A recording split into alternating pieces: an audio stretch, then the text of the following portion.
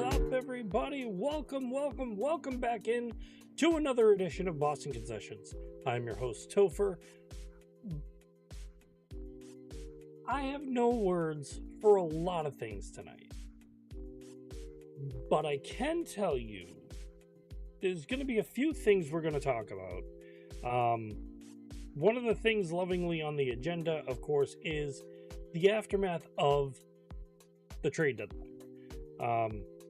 We blessedly had our friend Al Nahigian on the show with us, as well as we were finally granted Gift of Life from our folks at SSBN. We had Mike Gilligan on the show. We also had Steve Scott. We basically covered a lot, and I mean a lot, of what was going on during the trade deadline, everything that was happening, basically things that would be right in front of your face. And now there's, of course, the, as they call it, the after effect. What does the after effect go on, as you say? Well, the after effect is what happens to a team. Who's the winners? Who's the losers? We're going to go over a little bit of that, and I'm going to give my little bit of feelings now that I've basically taken a couple days, gone over everything that's basically gone on, and toot my horn. Not like that. That's not this type of show. Within that, we're also going to go over, like, in a very special, like, little piece of, well, handiness that has basically gone on in the MLB, and frankly having to deal with our Boston Red Sox. And to top it off with a couple little extras, we're going to throw in a little bit of difference of chat. Big things are going on within the WNBA. I'm going to give a little bit of opinion on it, because I've had 3 people ask me how I feel about the WNBA. And it may surprise you. So let's get right on into it, as we do. So, Red Sox Nation, I want to have a wonderful chat with you. Over the weekend, the Red Sox played the Houston Astros. The games were basically going to be something really big. It's coming the first series right off the trade deadline, where everybody and their mother basically looked at Craig Breslow and accused them of sleeping with their daughter. It's bad. Why? Because what did you do? You got Steven Matz. Cool. Bullpen guy. Possibly like a 5th rotation, little bit of a bump, little bit of a bonus. Cool. Great. Little bit of a rental. Older man. We're okay. Then you went out and got Dustin May. Still trying to process that one. So, the jeopardization that everybody was hoping for, I shouldn't even say jeopardization, because, like, you jeopardize a lot of things when you got Dustin May, but you didn't put the double jeopardy as in getting your core player that you wanted, which was Joe Ryan. And a lot of people felt,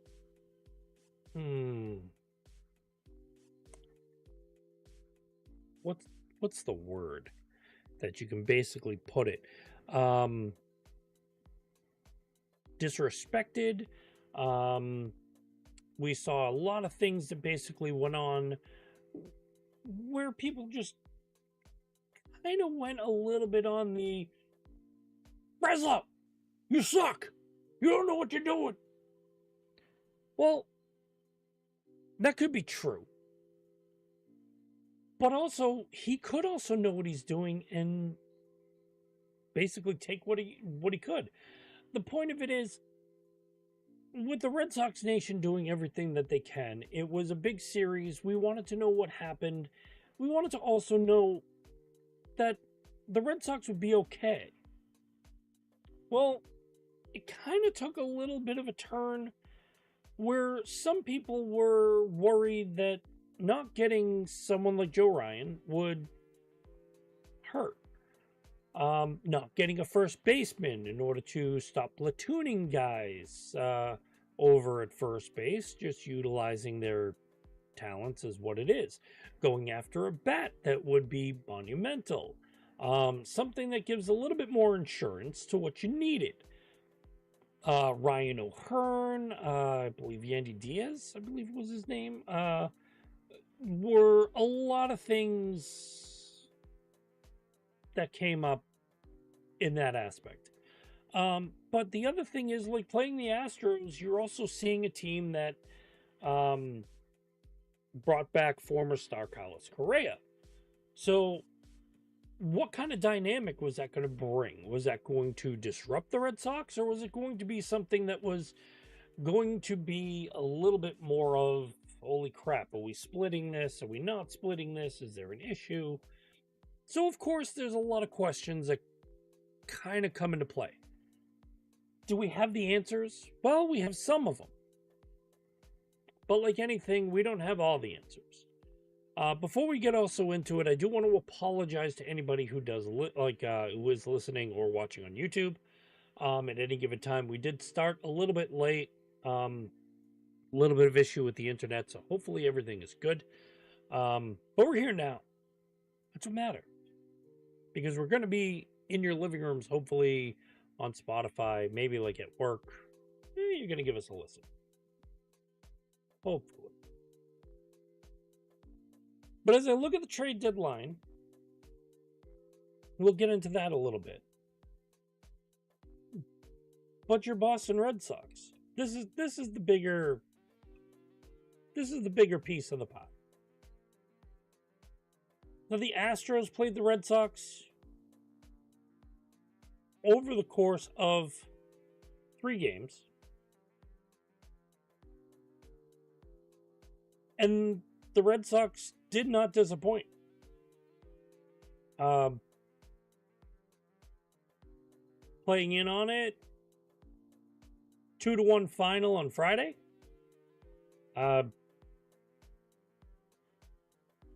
No, they were losing. They got a run back in the 7th. They went all the way to the 10th. They took it the length. Cooper Criswell, 7 innings. Garrett Whitlock, Aroldis Chapman, and then Greg Weissert cleaning it up. It looked fantastic. There was only 1 earned run, which is even better.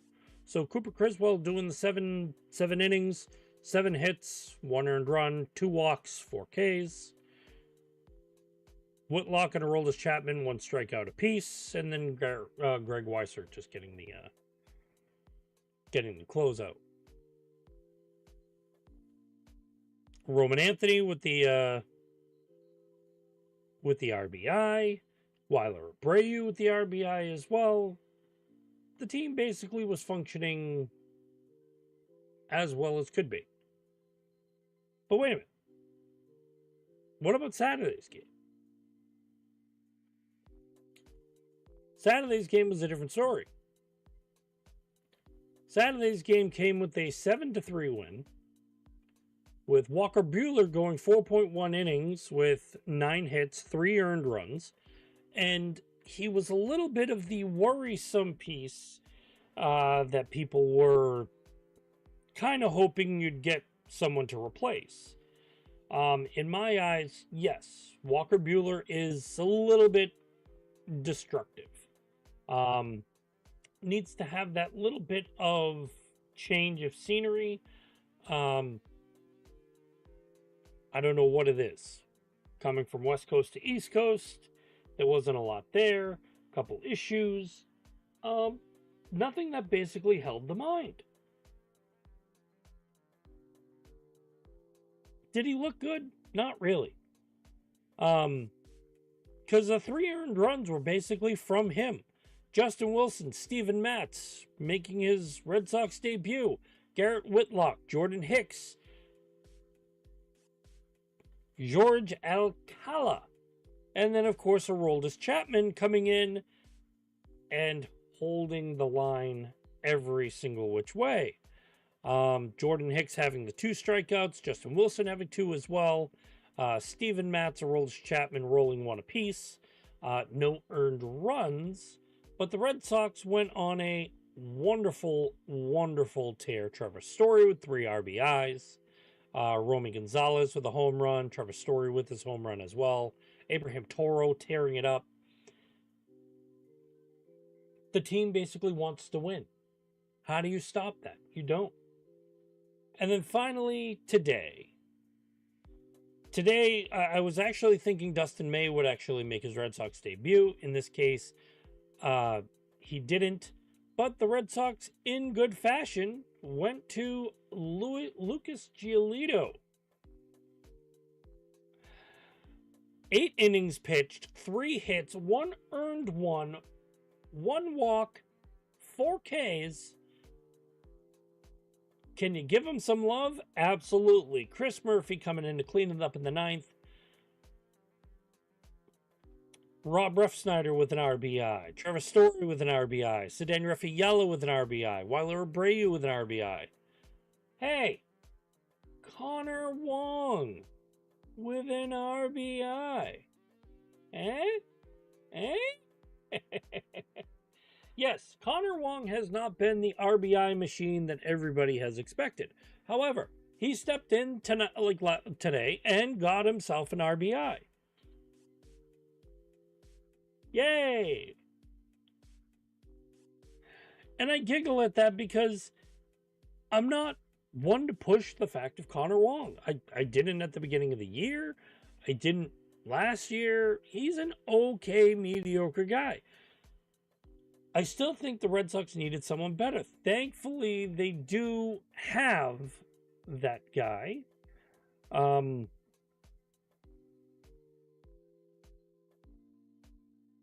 Carlos Navarez is everything you want and then some right now, between what he's doing offensively, what he's doing defensively.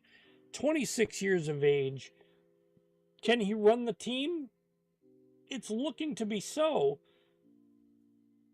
Hopefully he can actually hold it down because he's doing absolutely fantastic. But this brings into a lot of things that we're looking at. Here's the excitement. Yes, excitement. Because I'm going to state this.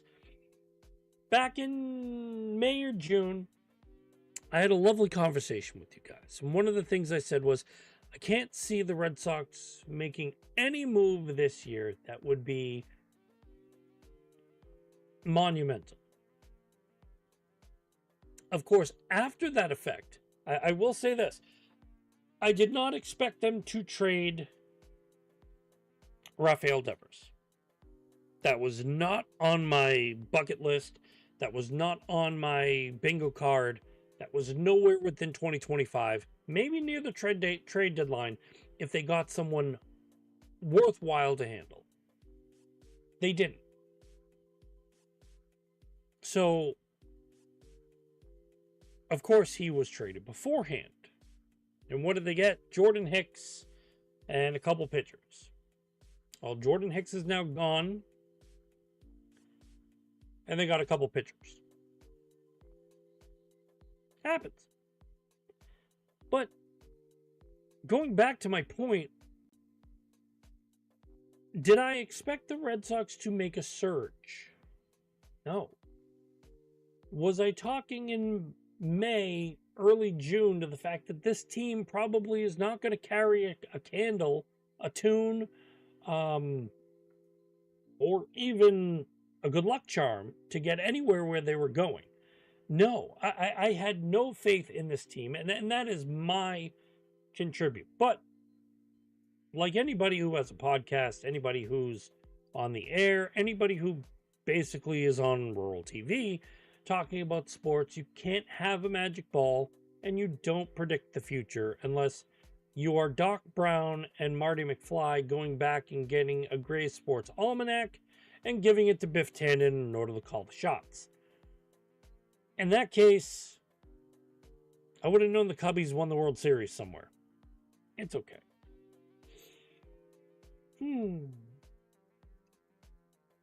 Now that we're out of the movie piece, let's go back to this.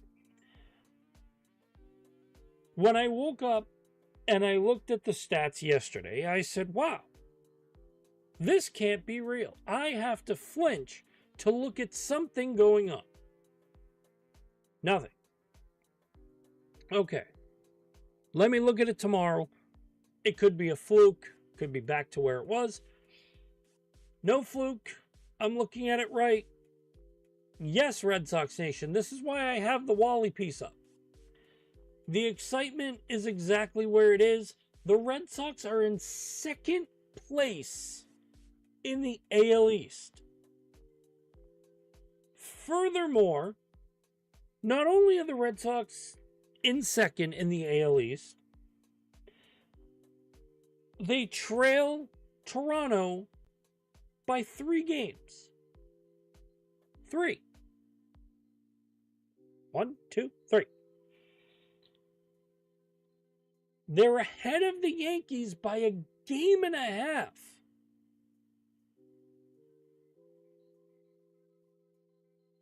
If anybody sees a pause there, it's because I'm computing this. The Red Sox, who were abysmal as shit. I called out management. I called out Rafael Devers himself. But I also called out the team chemistry. Somewhere, the chemistry fairy dropped a hell of a lot of dirt and a lot of dust, because now we see a resurgence in the Red Sox that nobody expected. The 10-game win streak that went on around the 4th of July. The hypeness that came afterwards, especially after the All-Star break, where you took 2 out of 3 from the Dodgers. You kept it in good with the Twins. You basically gave the Phillies a little bit of a hobo dance. I like it. But what of those Red Sox? Where are they now? Well, they're first in the wild card. Yes, they are first in the wild card. But they're also second in the East, which means the division is ripe for the taking between the Yankees, the Red Sox, and also the Blue Jays. And the Blue Jays did not do any slouch positions within what they did for the trade deadline. So, if I'm looking at this right,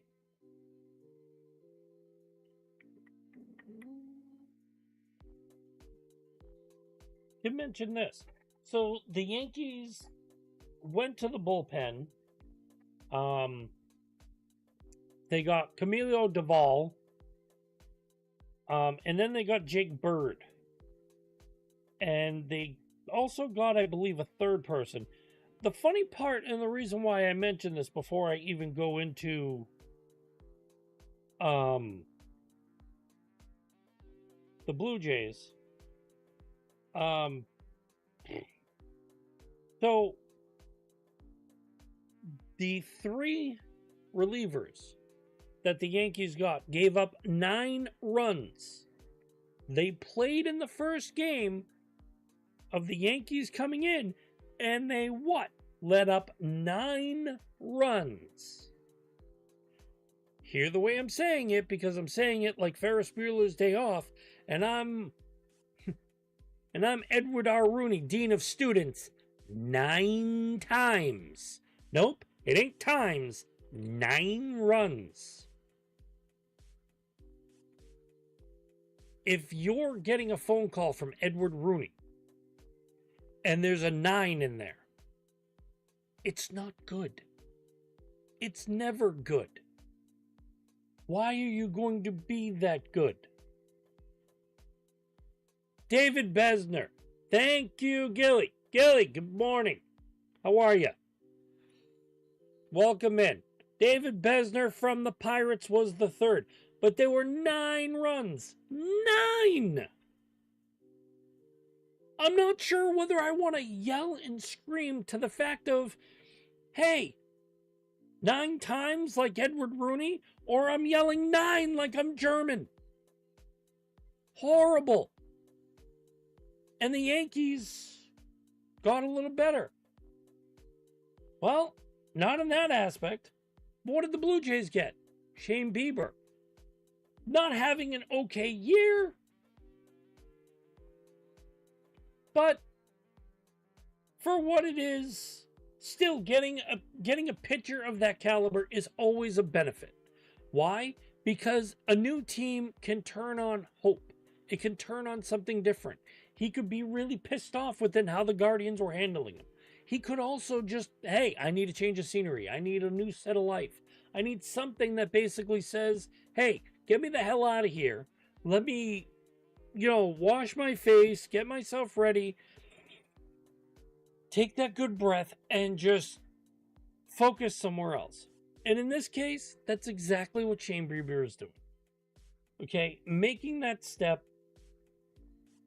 Okay, there it is. So, where is this benefit? There isn't one. But when you go back to the Red Sox, yeah, we got 2 pitchers. Was it great? No. Do people talk about it? Yeah. Okay? The Red Sox, according to ESPN, and I agree with this in a situation, Chicago, Boston, Cincinnati, Detroit, who's having a good monumental season, Milwaukee had bad trades. Okay? The Red Sox could have traded for a first baseman or gotten creative, according to them, and traded the outfielders. I kind of don't really agree with that, but it goes into a lot of stuff I'm going to talk about Craig Breslow afterwards.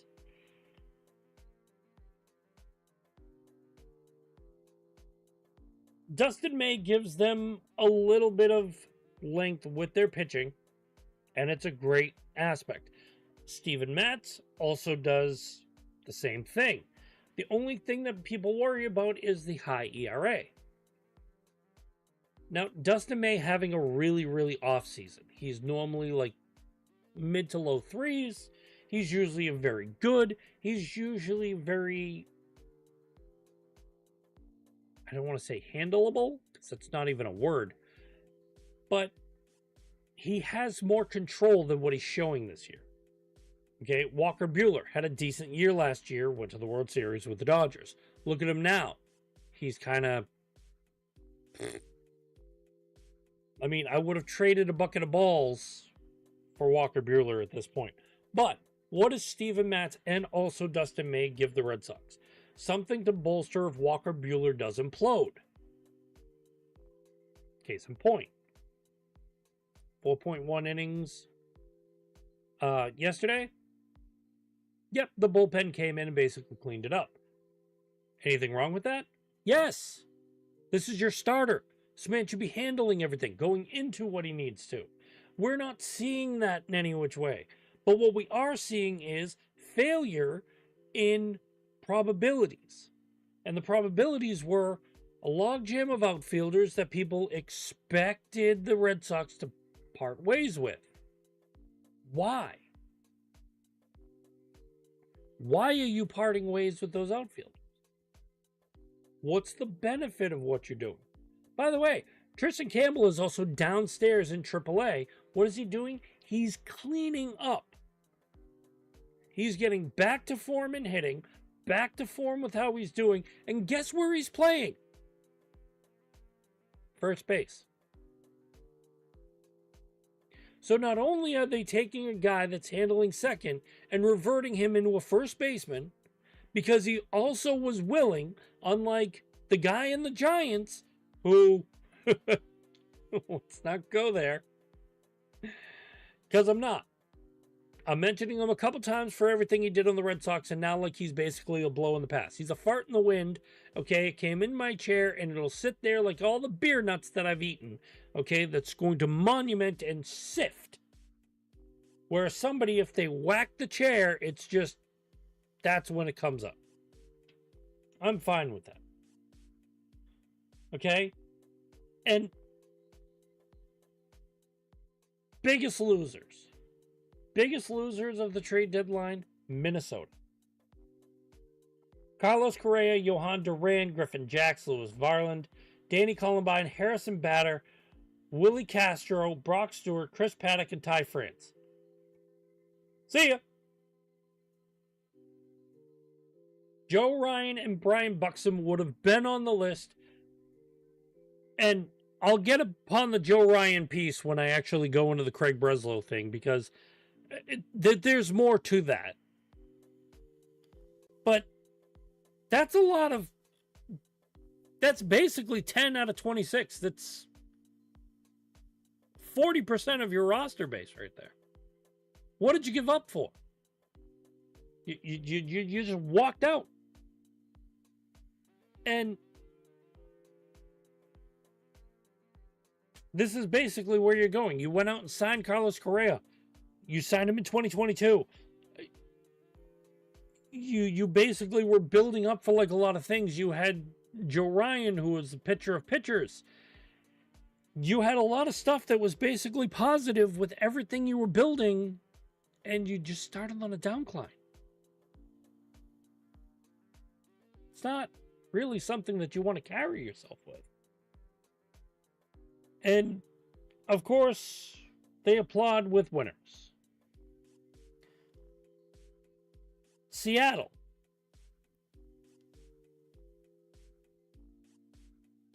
They got Eugenio Suarez. They got Josh Naylor. They didn't have to give up the top 10 prospects. So, they basically threw a needle and they got some wins. So, this will at least be a bonus. I will tell you right now, Seattle is stacked and prime for everything they're looking to do. So, if I have to watch a team this year, I want to see how far the Seattle Mariners take it. It's my comment. It's how I feel with it. I'm looking at it. San Diego, grabbing Mason Miller. They were trying to trade Dylan Cease. No such luck. They tried to send him over in the Red Sox. We said no. Thank Christ. They added Ryan O'Hearn. They added Ramon Loreno from the Orioles. They got Freddie Fermin from Kansas City. So, what did the Padres do? They filled a lot of holes. They basically worked a lot of magic. And they basically gave you what you needed. Now, here comes the hard part. You have to play the Dodgers in some way, shape, or form, give or take, if you guys make the playoffs. Thinking how I am, and I was just catching flies if you're watching YouTube. I don't believe the hype in LA. Shohei Ohtani, sure, great. Okay, Mookie Betts, I'm all in. Pitching staff, no.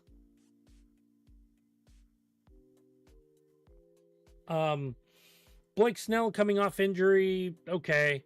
Clayton Kershaw is basically time is at an end. There's a lot of pieces that you could have did a lot better with, and you also could have put money into like a different situation.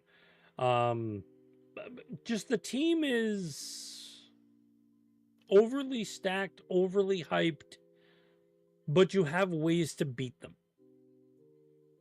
I mean, the Red Sox did it 2 out of 3. Can't knock from there. The Phillies.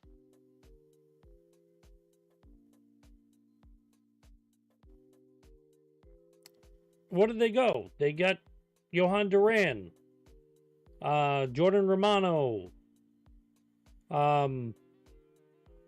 Jose Alvarez back from his PED suspension, but he's ineligible for the postseason. So Dombrowski actually went and got Harrison Bader too. So went back to the well in Minnesota, grabbed 2 guys. So the Phillies are basically somebody you can watch as well. They can turn it on. The Mets, well,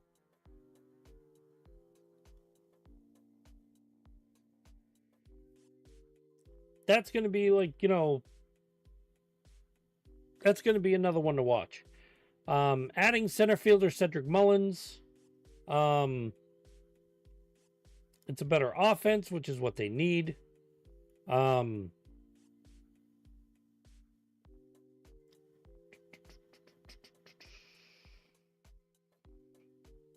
Looking, I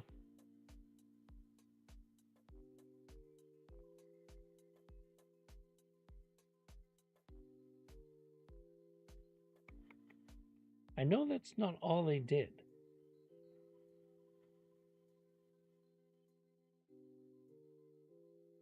I know they gave up a lot. They gave up the number 5 prospect in Jesus Baez. They gave up the number 7 prospect in Drew Gilbert. Blade Tidwell, who was number 10 in Baseball America's list.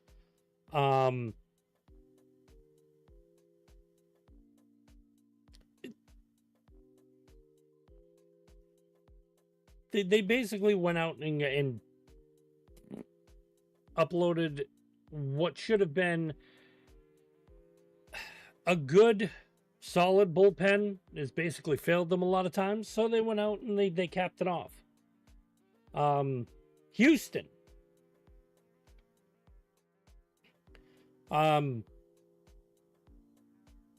They added Carlos Correa to play third.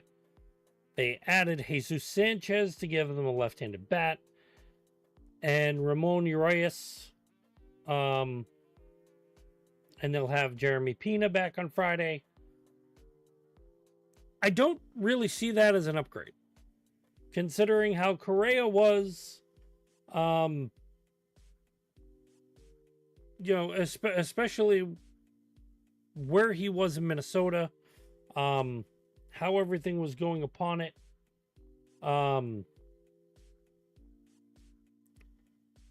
He's batting 250. I'm sorry, he's batting 266. He's got 8 home runs. He's got an OPS of 708.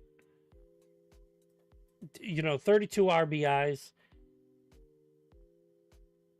I kind of like looking at Carlos Correa. He should be doing a hell of a lot better. I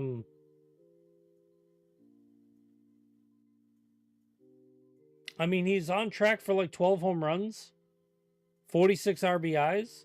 Like, this is a guy that should be like over 60 RBIs. This guy should be hitting you in on like some runs, getting on base. It doesn't even look it. So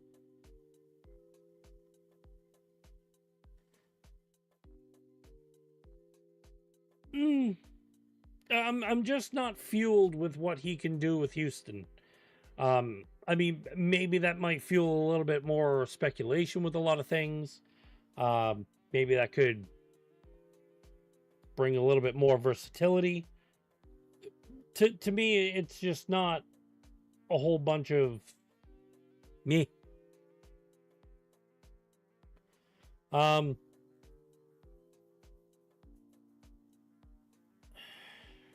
Granted, looking at the Athletics, here's where I'll give the Athletics credit. You're going into a new stadium. You're going to basically go into Vegas. Whether you change the team, you're still called the Athletics, whichever way you're looking at it. You gave up Mason Miller. Okay? Your closer, dominant force inside the bullpen, everything that you want and more, for Leo DeVries. Leo DeVries, one of the top prospects at 18 years old at the high A ball club, you'd basically have to be stupid to say no to that. It gives you a shortstop in the future, going into your new place, into a whole new territory. It's where you want to be and more. Why? Because you're granting open season where you're getting a shortstop. But where a lot of people want to lead with a shortstop, also an 18-year-old prospect. If he's doing as good and he gets everything, and you bring him up, like, you know, when you extend the rosters in September, if he gets the MLB feel at 19, who says he's not a shortstop for the Athletics? Who says he's not hitting the cover off the ball?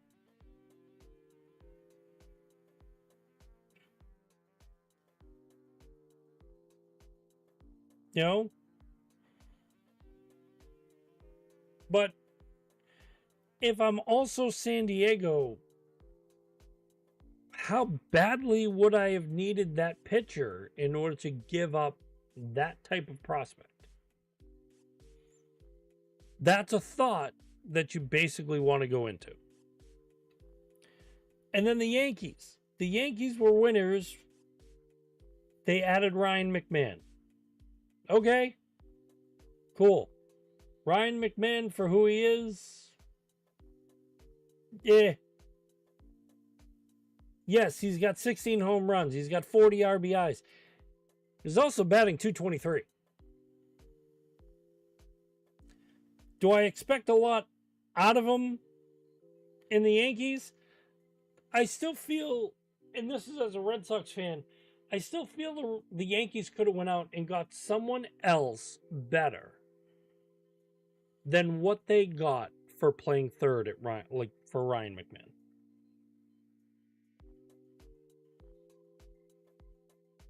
You also got Jose Cabello, Ahmed Rosario, but then you got Jake Bird, Camilo Doval, and David Bednar.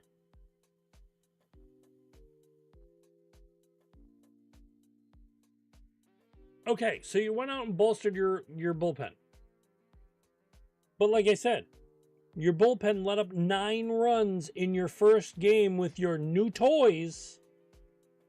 And now you're trailing by a game and a half, not only in the wild card,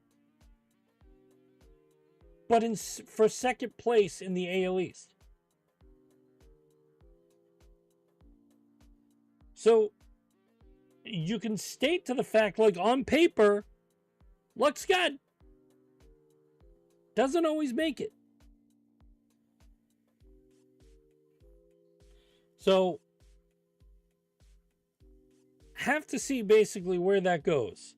Because if this team starts to basically tank or not hold their bargain because, hey, we got all these moving parts and everything looks great,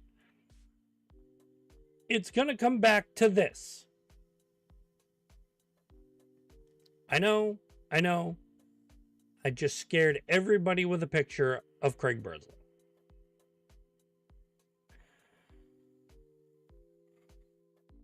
This is basically the opinion point that I'm going to look at the camera.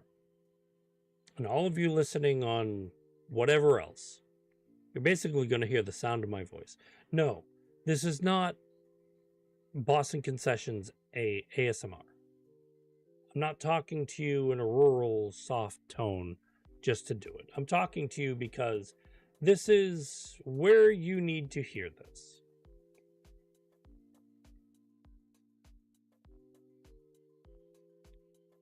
Craig Breslow is not a bad GM. I'm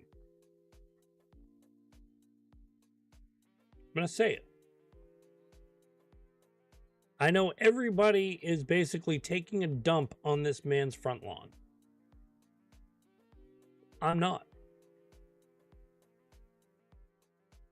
I look at you right now, So anybody looking at YouTube, I'll upload it to our new TikTok, by the way, at Boston Concessions. But you could see my face and see it proudly. He's not bad at GM.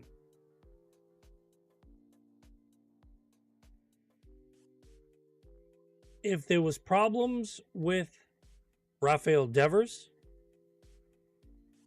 it's because he played the GM role to ask a player to do something that he was not expecting to ask, and instead he got pushback. When he was with the Cubs, he handled himself diligently, and he was up and coming because he knew a lot of things that were basically going on, and he was able to control it because of his playing aspects that grew him into the role.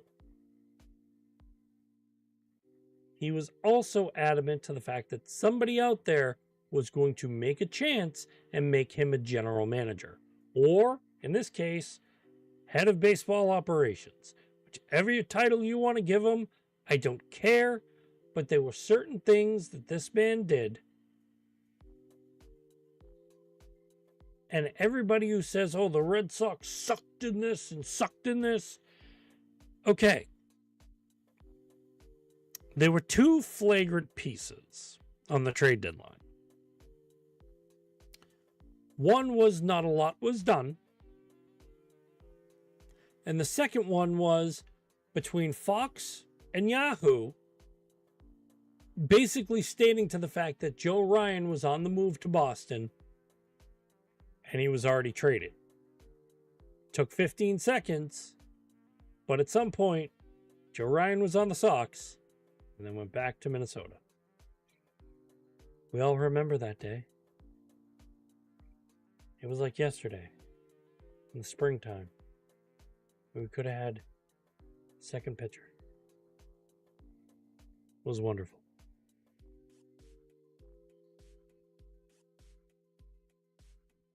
But anyway, as I'm basking and taking it in, a lot of what I read and what I looked at, and especially where, I'm not an insider guy. I'm also not a stat analytics guy. I don't care what your stats are. Okay? Because let's put it this way. Going back to like one of my key moments, wasn't a fan of Jackie Bradley. Wasn't a fan of Christian Vasquez. Wasn't a fan of a few people, but when you break down and look at like a lot of things that I've said, hey, I'm not a fan of these guys, they don't really take off. I mean, what has Christian Vasquez really done lately? Not much. Look at Jackie Bradley. He's not even in the league and he's under 35. Think of that. Not even in the league, under 35 years of age.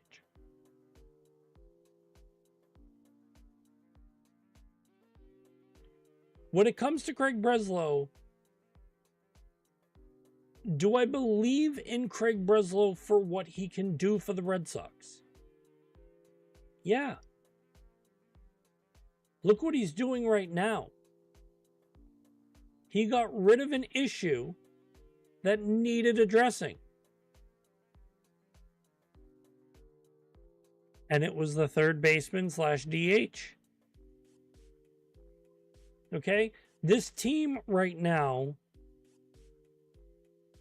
I'm not going to put it on Alex Cora's back. I'm not going to put it on anything else. If anything, I'm looking at another Alex and one of your outfielders. I'm looking at Alex Bregman and Jarren Duran, who are becoming powerhouse leaders, as well as Garrett Crochet, who's making this team come together in every aspect that is showing leadership. So when a fan base is sitting there, oh, Duran's going to be going, This is why I've made the comment about couch GMs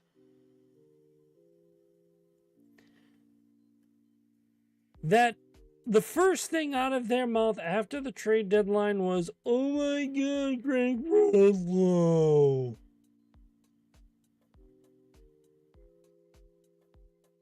A lot of people said the same thing about Theo when he did a couple things, which the first thing was when he traded Nomar for Orlando Cabrera. Look what Orlando Cabrera did his first at bat. He hit a home run. Look at the defense he also played in the upstart telling of where they went in 04.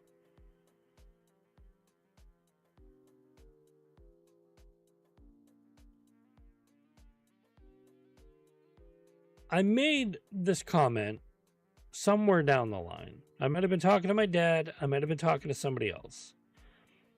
But my one comment that stuck out was to trade anybody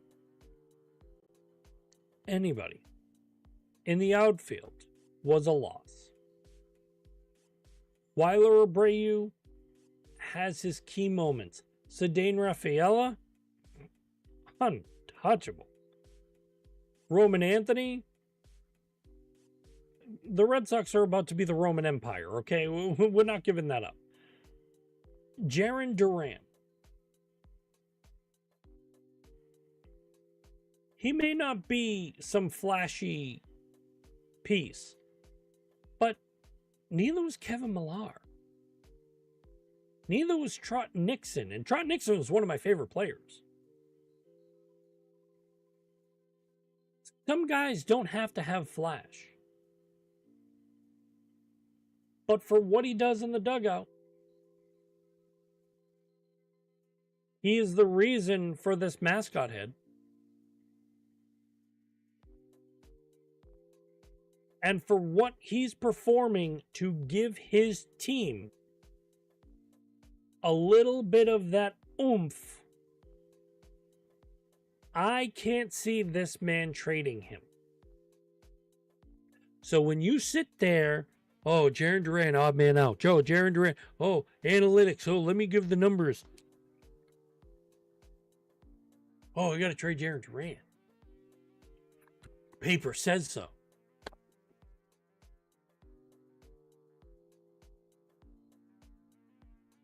Between the Jarren Duran piece being traded, between Bregman being out the door because, he's just going to opt out of his contract. These are couch GMs that want to move everything in the world and they don't want to believe in what they're running. That to me is a problem and an issue, and to me that's no. To give on standing regard, a lot of people also blame Craig Breslow for, hey, Joe Ryan could have been coming to the Sox, but he fell through. Okay, what fell through? This is what I want to know. What fell through? What happened? What turned a phrase? What basically went wrong? It's not always just one guy because he didn't get the job done. A lot of times I can see GMs. Has anybody ever seen Draft Day? Kevin Costner? Kevin Costner offered two or three number twos for a number one that he wanted back, okay, in order to figure everything out for a quarterback. And you've got a really sweet, solid deal. And what did the guy say? He wanted the fourth. He wanted the fourth number two. And it was like, hey, come back down to planet Earth, please. Some of these GMs want gold for trash. Some of them want trash for gold.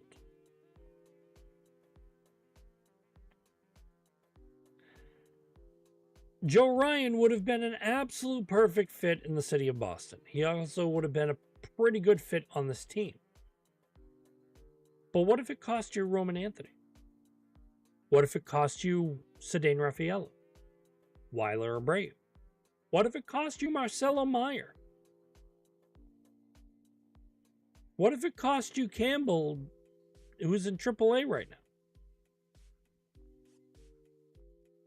I mean, we joked around saying give him Vaughn Grissom. We're okay with that. Hey, give him this guy. We're okay with that.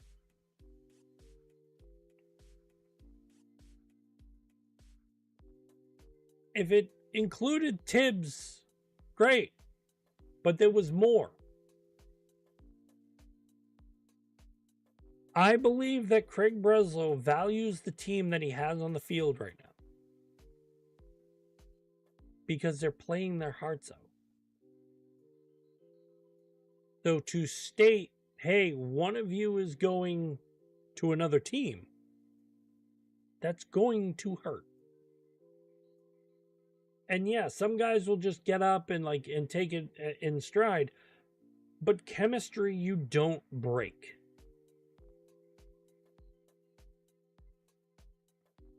You gave up peanuts and you got a hot dog. I'm okay with that. Now, if Steven Matz and May come in and they're solid, and the Red Sox are a game behind the Blue Jays, and they're holding their own against the Blue Jays, or they're holding their own against the AL East, and they're basically holding their own to where the Yankees do not take over second, and they're still holding their own to where they get the wild card, or even if they overthrow the Blue Jays for first place. How many people are going to rip Craig Breslow apart at that point? How many people are going to blame him then? It takes two to tango. Joe Ryan was a beautiful dream that we all wanted here.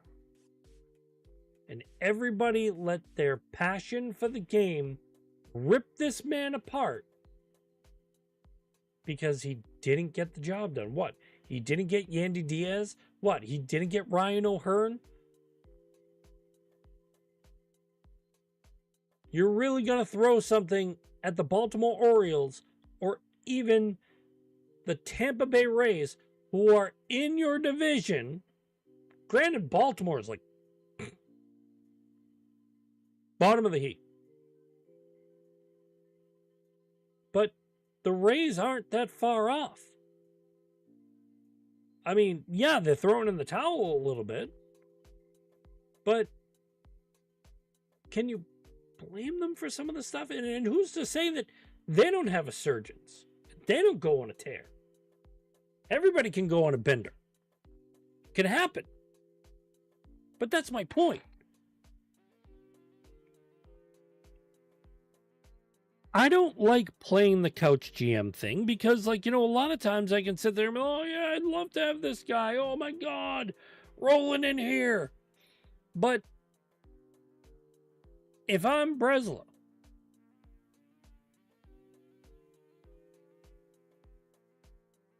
someone wants my main prospects,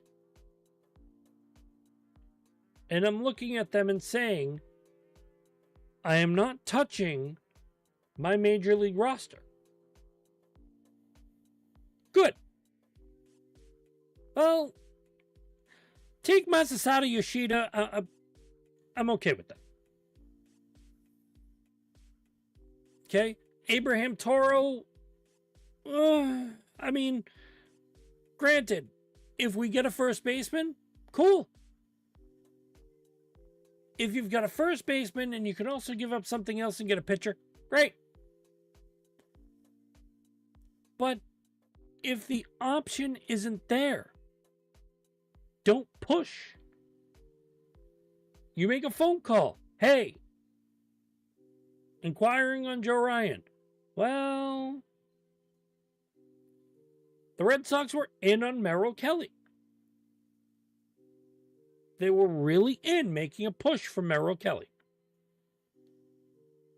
The Rangers got Merrill Kelly from Arizona. So therefore, yeah, the Red Sox were not in contention with it. So they went back to the Joe Ryan experience. I have a feeling that the man to my left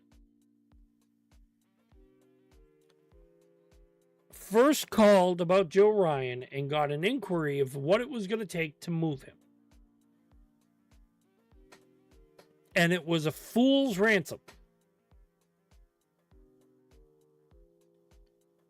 And I think if we gave up the ransom, people would be pissed because we gave that up. I'm okay with what we got. I'm okay with what this team is doing right now.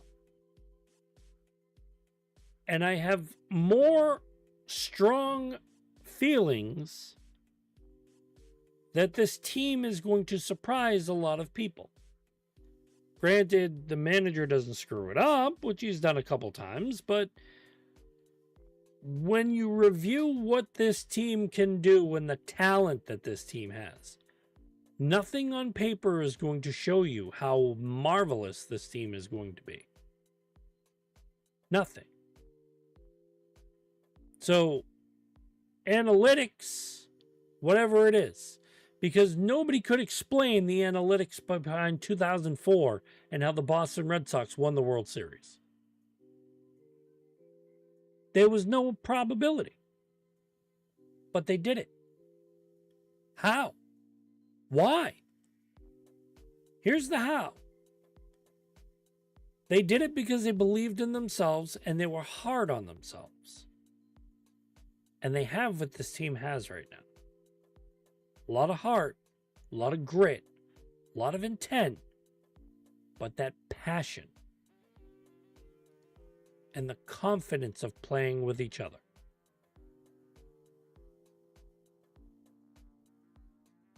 On the baseball field. To make sure that didn't sound, you know. That basically is the key element.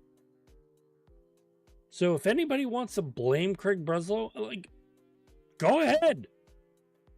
Rip him. Rip him a new one. Make him feel like... Do you really think it's going to bother him? No. I mean,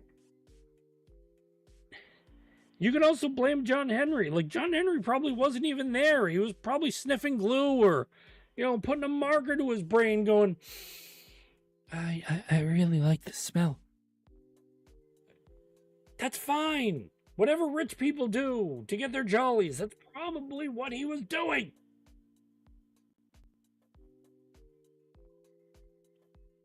When you have free money, which is what you got when you traded the deadweight, you have that to put forth to other things. Not only are people looking for the compensation in that area, i.e. look at the Padres, when they were basically pitching off Dylan Cease and Ethan Salas, and a secondary prospect for Jarren Duran. And what did this man say? No. It takes stones to say no to that. Ethan Salas, a 19-year-old catcher, that's probably going to be the prodigy of prodigies if he ever grows up and does it, but was he failing right now to where he looked good last year and he's not looking good this year? Warning signs? Yes. Red flags? Yes. You women out there, or you men out there, if you were sitting there wanting a date with anybody and you were looking at them and all these red flags are coming up, would you still pursue the date? Men would, because they probably want a piece of trim. Congratulations, dude, you're gross. Women, on the other hand, they may think the guy is valuable, everything like that, but he's a lazy slob that sleeps on the couch. What's the point of this? The point of it is that if you wanted something like that, you wanted to lose your basic aspect, which is in Jarren Duran, then yes. Other people want quality over quantity. I'm in the boat where I laughed when I literally heard to the fact that this man said no and moved right along. Because everybody expected, oh, Dylan Cease, it's a pitcher who's having a trolled year. I don't even know what the hell I just said. Because I was thinking terrible, horrible, and everything like that. So I made up a word. Troll.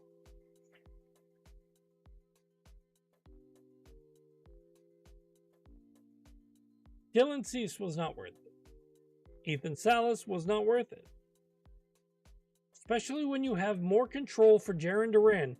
Dylan Cease is a rental, and you're throwing up more money to him for that rental that's unspecified. And here's another aspect I will say. Weiler Abreu, Zidane Rafaela, Roman Anthony. What happens if they get injured?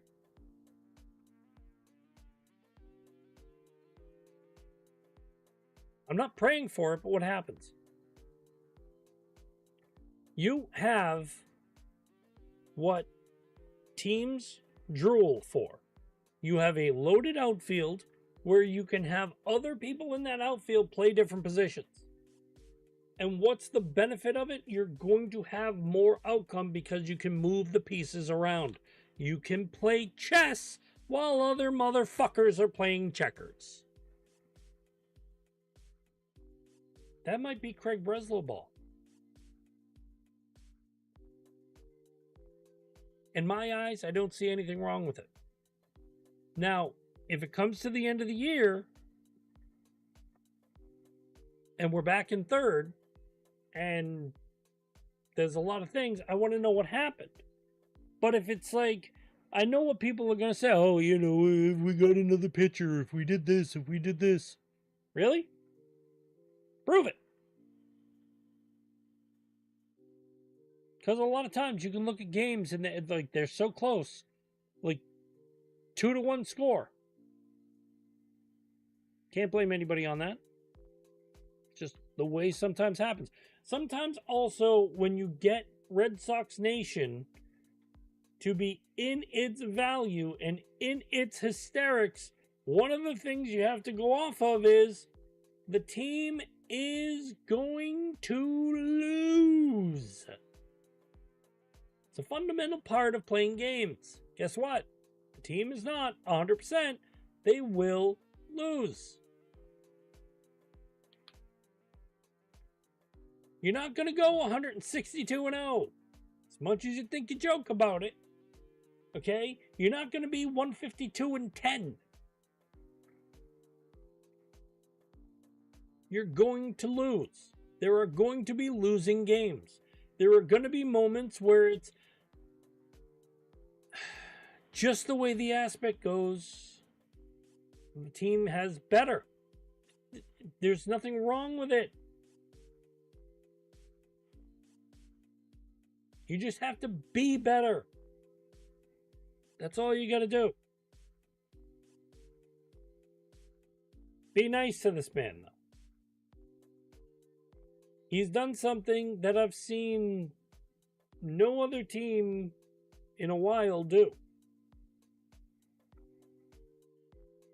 He traded for, well, he signed a third baseman that he knew he needed the defensive prowess of and got Bregman.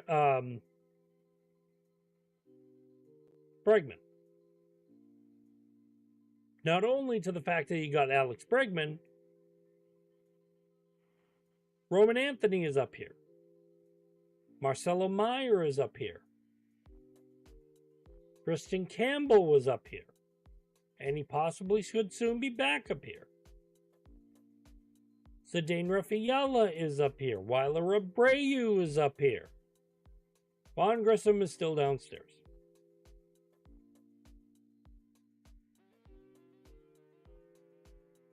Think of what you have up here right now. And think of how well it's moving and working and making everything go, that you have to take tremendous pride in. Because you took a chance on your young, established players, and you're now making them a part of the Major League roster. And it's working. If it wasn't working, he would look like an absolute jackass, and I'd be saying, get the jackass out of town. Who cares? But you can't fault him for wanting something like that to work and seeing it working. But everybody wants to trash him. That's all I hear. Trash, trash, trash, trash. Ooh, trash. Good.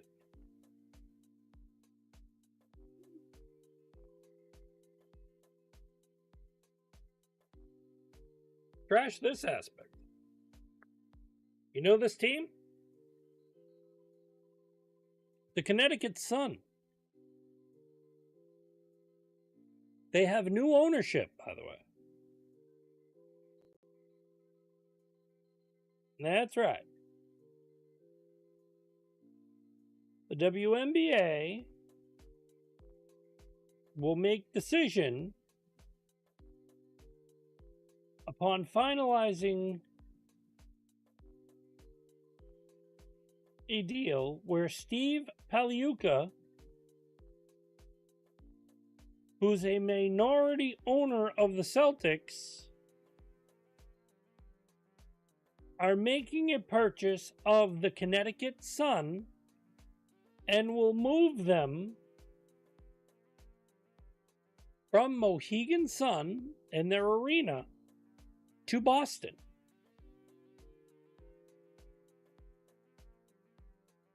This was an acquirement of $325 million. This will also be a high aspect for, well, our next topic of discussion within our segment, because there's more to it.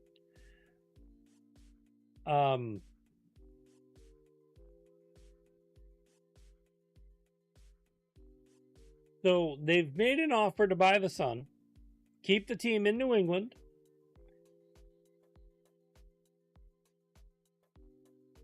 and it's approved by Governor Healy and Rhode Island Governor Daniel McKee. And the point of it is to the fact that either the Sun is going to go to Boston, or they're going to be called the New England something.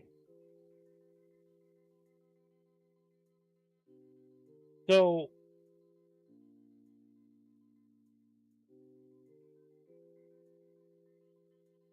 the investor group, which is PAG's group, has made an offer to buy them.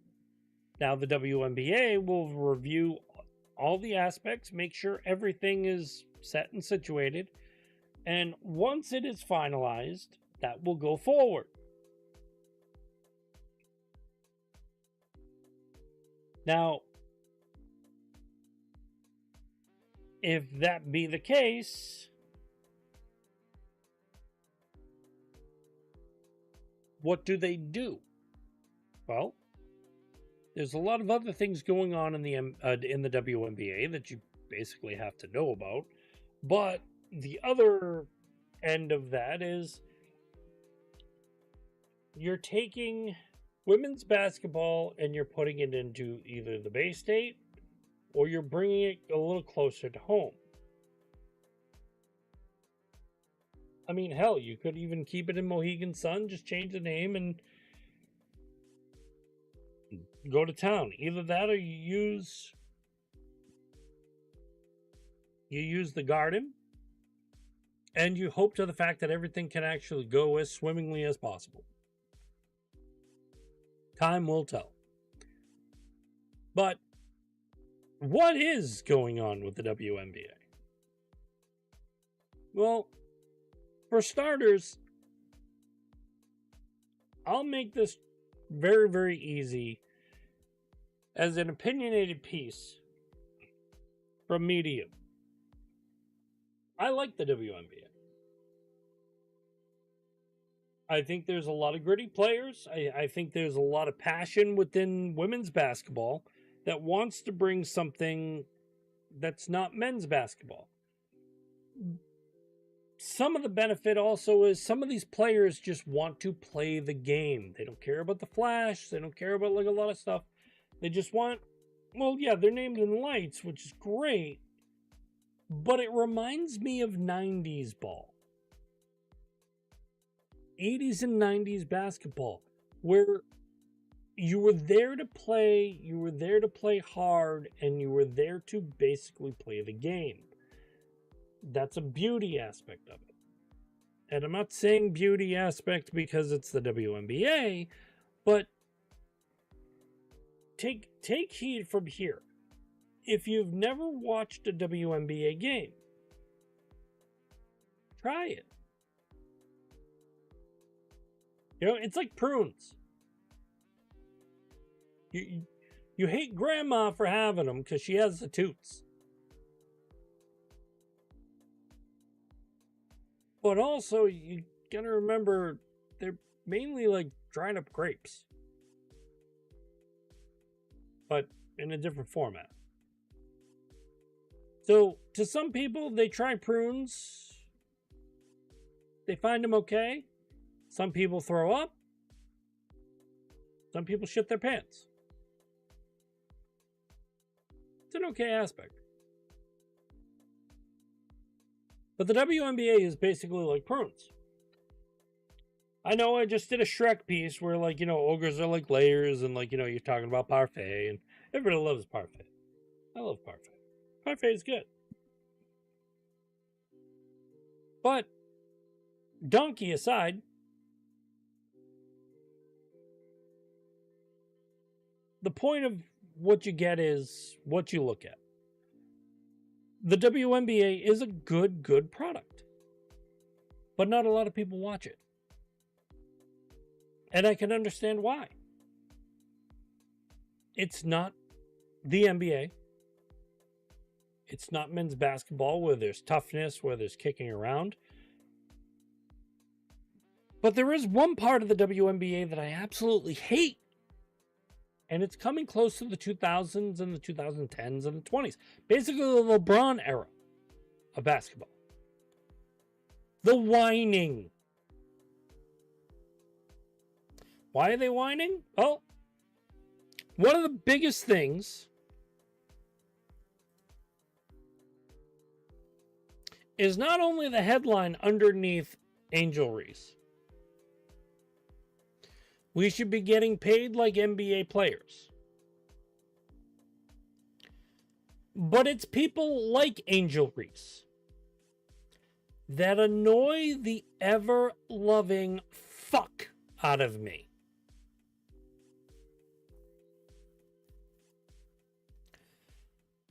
So here's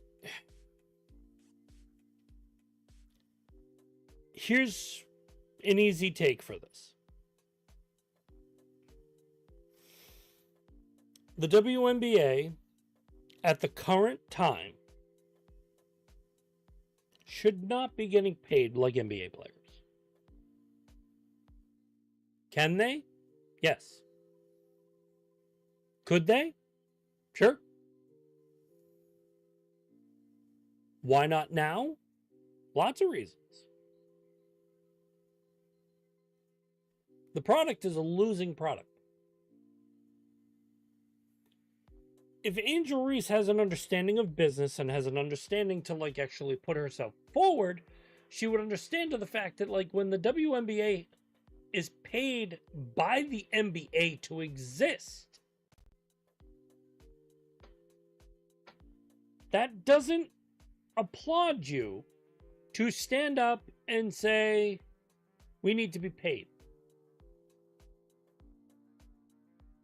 Well, when you can put a better product on and you can make something come out of it, right? But until then, take what you get. You're on TV. You're making people understand. You're making people come alive with it. You're being that stepping stone. I know I've like stated a lot of movies for like, but if anybody's ever seen the movie A League of Their Own, one of the beauty parts of A League of Their Own, which is a beautiful, beautiful movie, Harvey Chocolate Bars put together a point to keep baseball going. They couldn't do it with men, so what did they do? They decided to do it with women's baseball. The point of this was to get something going that would remind people of something good. The product in its first couple weeks was absolute trash. There wasn't any flash, there wasn't any gimmicks, there wasn't anything to it. But there was one player, Dottie Hinson. Give you a hint of who she reminds me of. She plays for the Indiana Fever. The point going forward is you're at your infancy stage where you haven't blown up yet. You haven't gotten where you're selling out of arenas. You're not getting anywhere where you're drawing money like crazy. Because in order to take what Angel Reese is saying, the money's got to come from somewhere.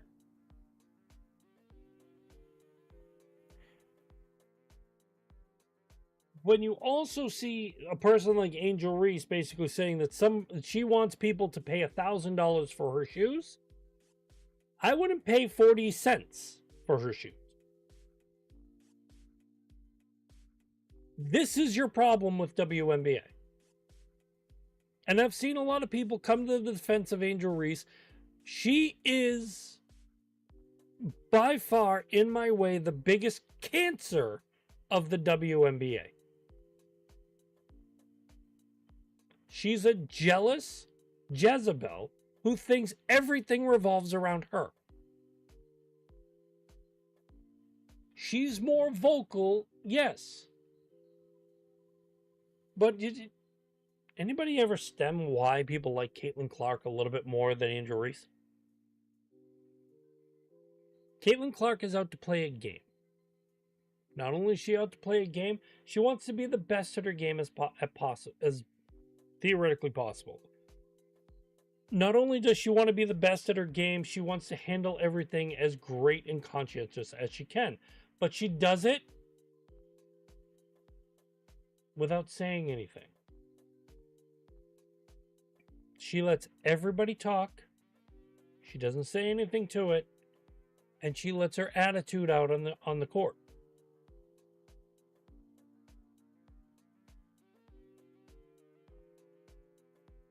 Angel Reese's biggest thing, and point to this direction, is a lot about me, focus on me, take it from Tupac, all eyes on me. Should they be? I'm not saying Angel Reese is not good. Could she be one of the better players in the WNBA? Yes. What is my insight to where she can be that? Shut up and play ball. If you played or focused on ball more than you have, you wouldn't miss your layups, you wouldn't get your rebounds, and you may also help your team get the wins they need to hold themselves up. You may have even made the All-Star team.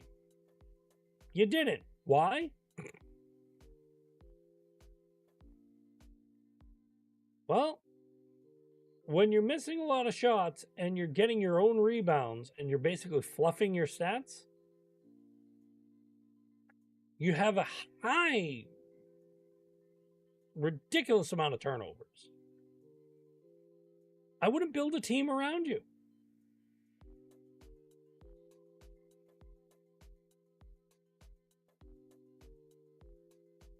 I, in my eyes, would pay the WNBA players exactly what they needed in order to thrive and survive and become a proper league. If they can show me the result and the investment is exactly what it is. Put that money back into the team. But when you're a team and you're running a WNBA team and you're showing financial loss after financial loss, where is somebody wanting this money to come from? I would love to run my business in every which way, shape, or form. And when I run it, one of the things I want to know is where, if I don't have any orders, but I have an employee that wants me to pay them $5 more per hour, sure, get me the sales and I'll pay you.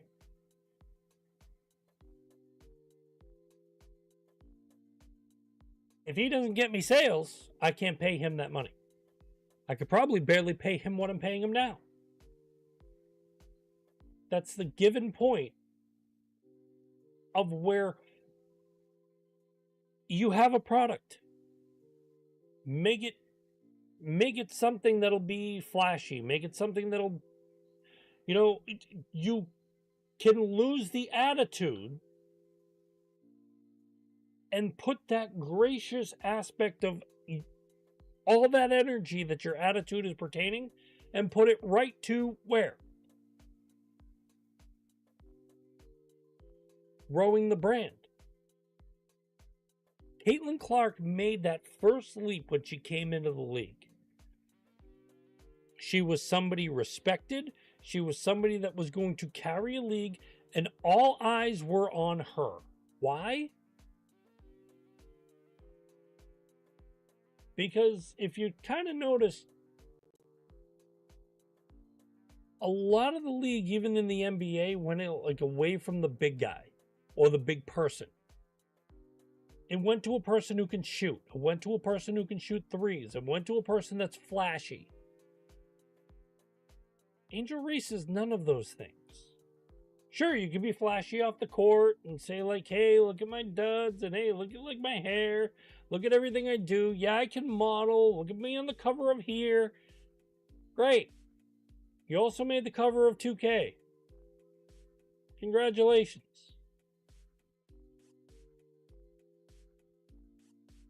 You don't make, move, and have everything that makes this, the WNBA, more valuable in any which way, shape, or form. And asking for quote-unquote more money? Sure, we'll give you more money. Hey, we'll give more money. Hey, by the way, we're shutting the league down. Where's your money come from then? Oh, you got to get a real job.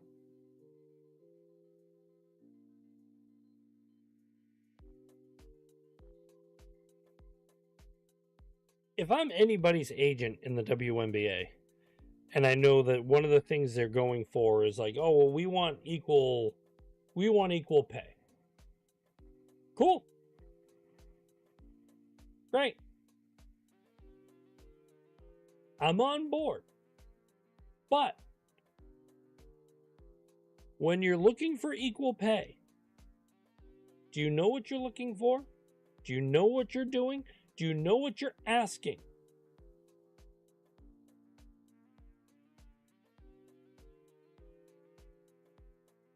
If I run out of milk and I want to have cereal, what do I have to do? Go milk a cow or go to the store and get milk? If I don't have a means or way of doing that,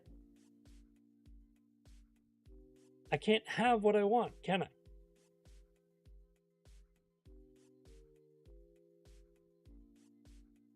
I would love if somebody sat there and said, we're going to give the WNBA. Oh, no, wait. The NBA is already doing that. Oh, my God. Oh.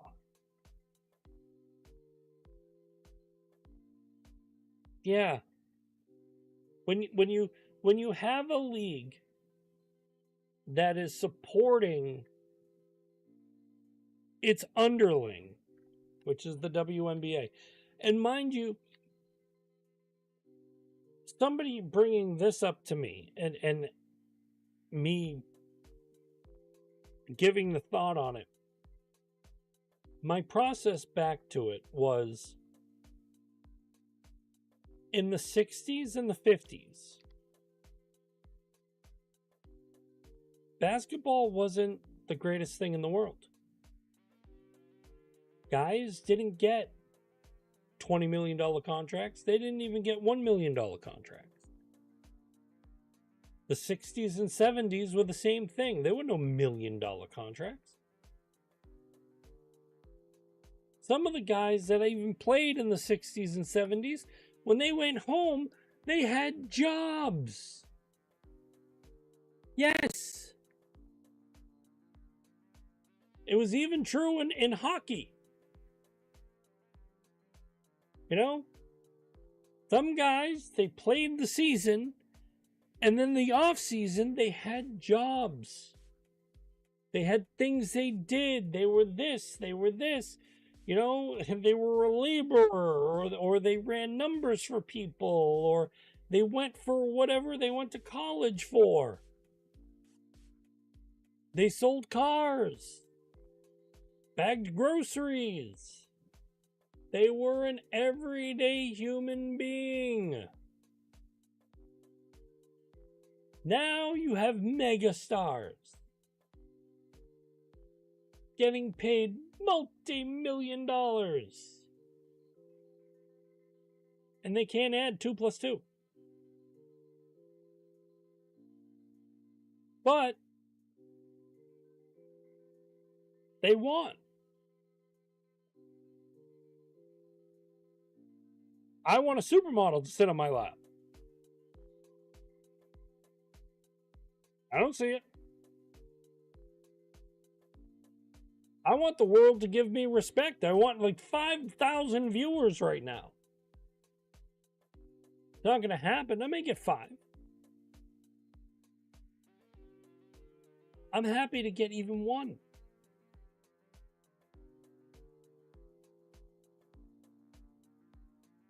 That's, of course, the pattern that goes on here. Like I said, the WNBA is a beautiful product.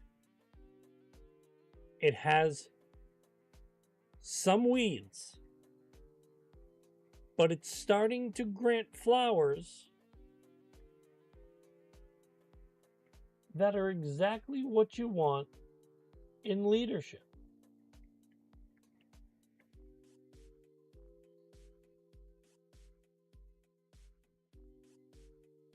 You know?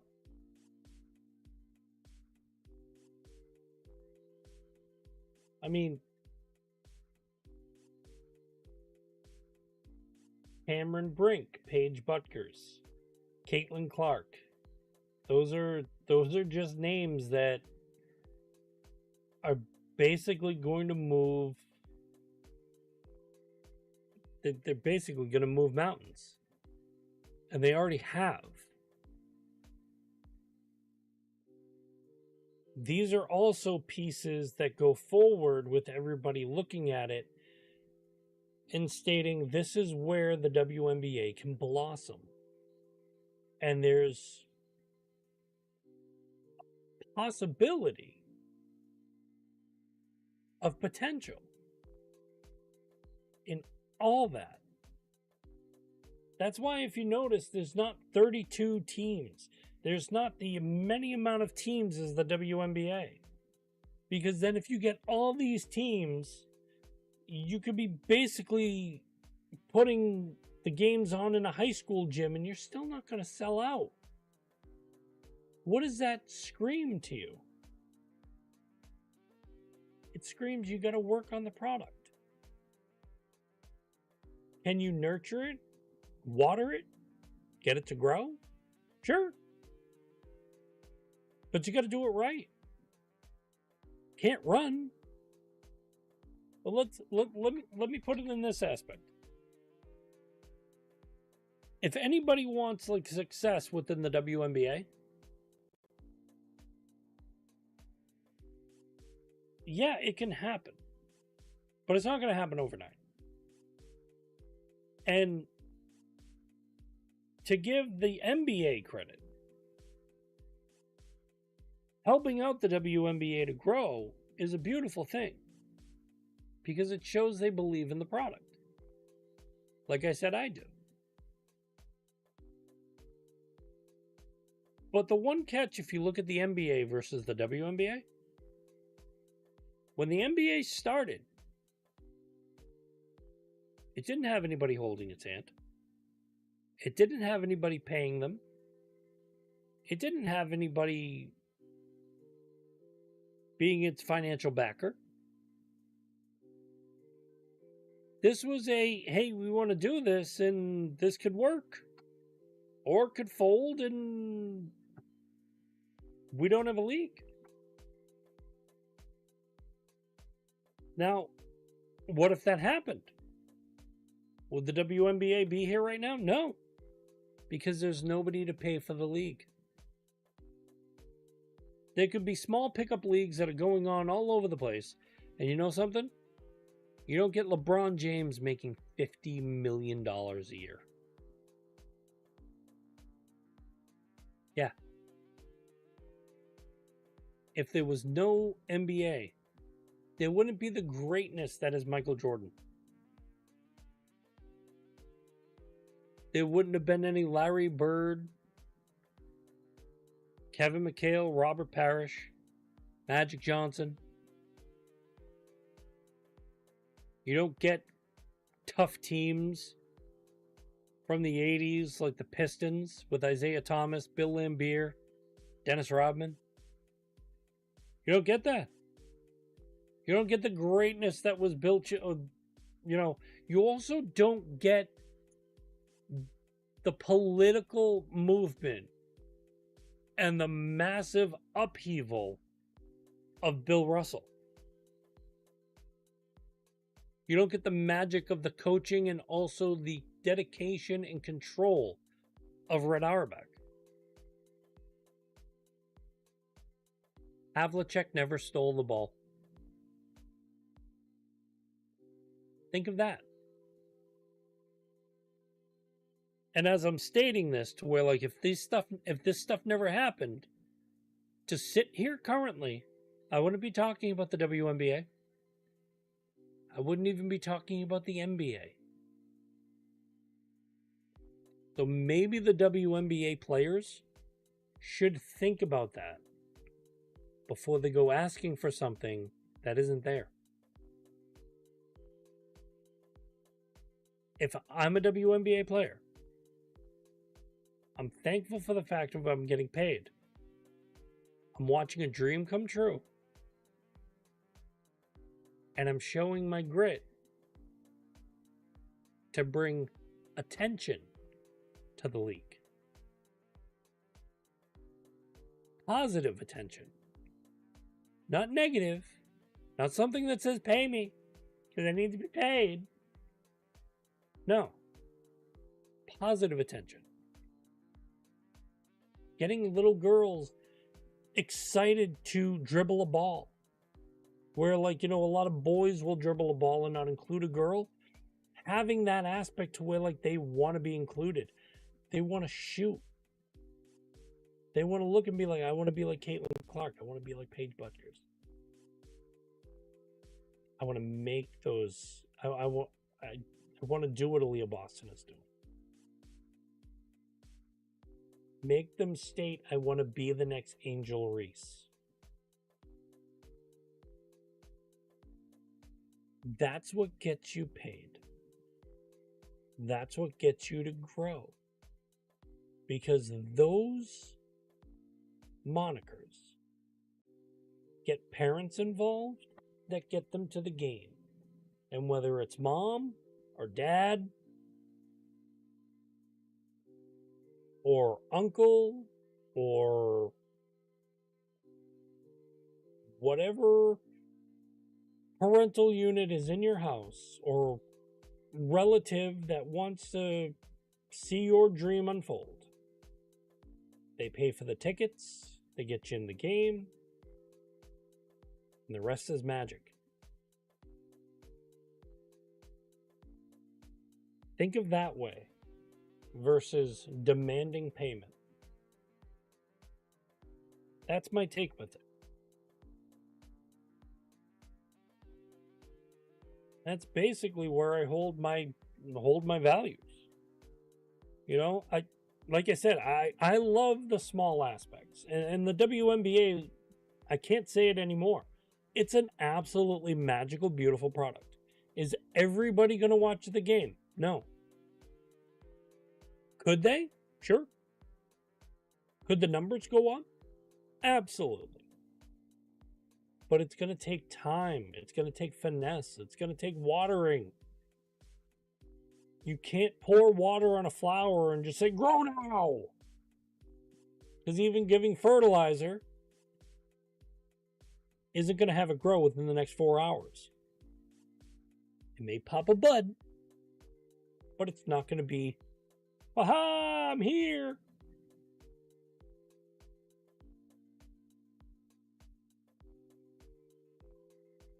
Thank you for the past couple days of how I wanted to say that. Not the yeah, I'm here part, but it's one of those things that gets on your mind. And I'm sitting there and I'm watching a TikTok, and there's a girl defending Angel Reese, saying she's the best rebounder, she's the best 1-2 player, she's the best tools.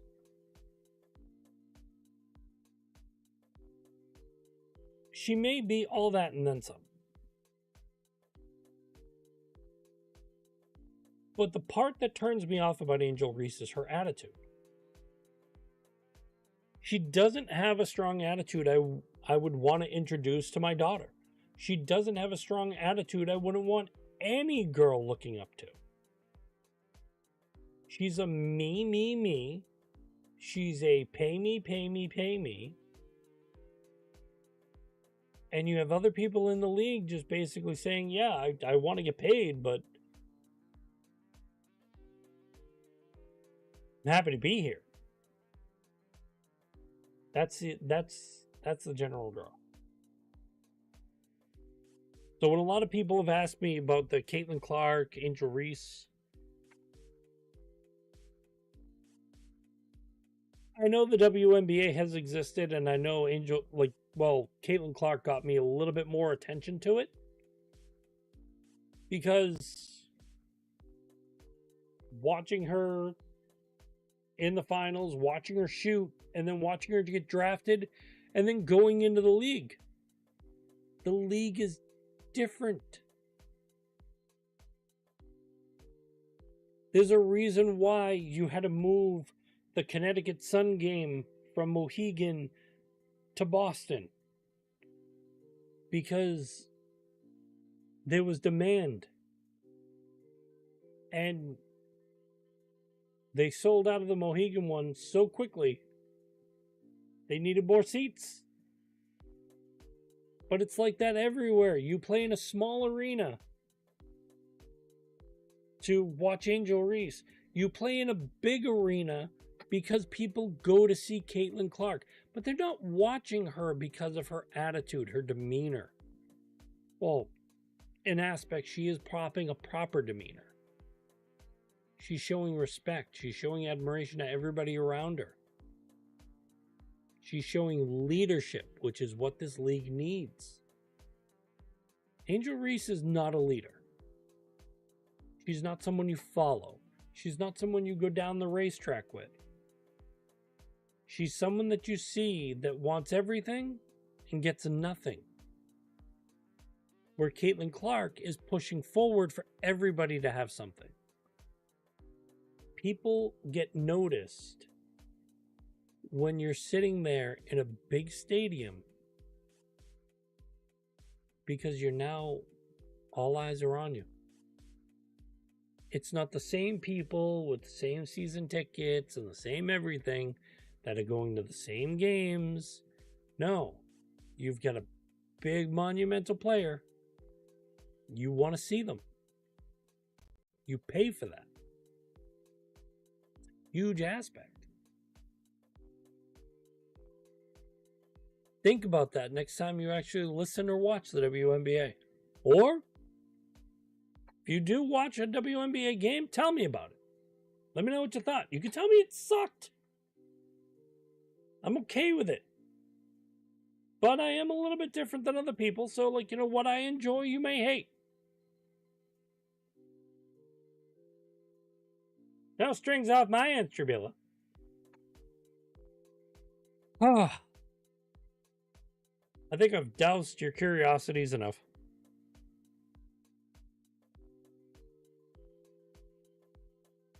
I do want to say, though, I thank everybody from literally every aspect. If you listen, thank you. If you follow me on TikTok, if you follow me on Instagram, if you follow me on the Facebook, if you follow me on YouTube, just to the fact of like you catching the show and giving me thoughts, or going to the speak pipe and thankfully not burping or like a burp fart or a snark or whatever it is, and just putting your opinion in, or like you make a comment to me on Facebook that I carry here, or like Trilligan that comes in and mentions something, and he mentioned a couple things in like the last show, and what did I do? I posted it right on the front. It's a great thing. I just thank all of you for enjoying what I'm doing. If you are. If you think I suck and you're still following, nice troll job. But you're still a fan, because you're still doing something. But to everybody, really, you have no idea how much it moves me to know to the fact that I have listeners or anybody checking in or doing anything, because I like doing this. So, to everybody, thank you. But that cue is to call it a night. If you listen on Spotify, iHeartRadio, again, thank you immensely. Give some love to the program. Give some comments. I'm all for it. Got to start somewhere, right? I'm basically doing what the WNBA is. Somebody pay me! Yeah, nobody's paying me. But we here at Boston Concessions, which is just me, I want to thank you all for popping in. It's been a lovely, monumental episode. Check it out wherever your podcasts are, or enjoy the replay on YouTube and all the other ones that I've yelled, screamed, and hollered about. For the SSBN boys, the Small State Big Network, the boys from Rhode Island, to me here in Boston, this is Boston Concessions. I am again your host, Topher. We'll see you again, I believe Wednesday night, before I take off for the weekend. Thank you, and take care, guys.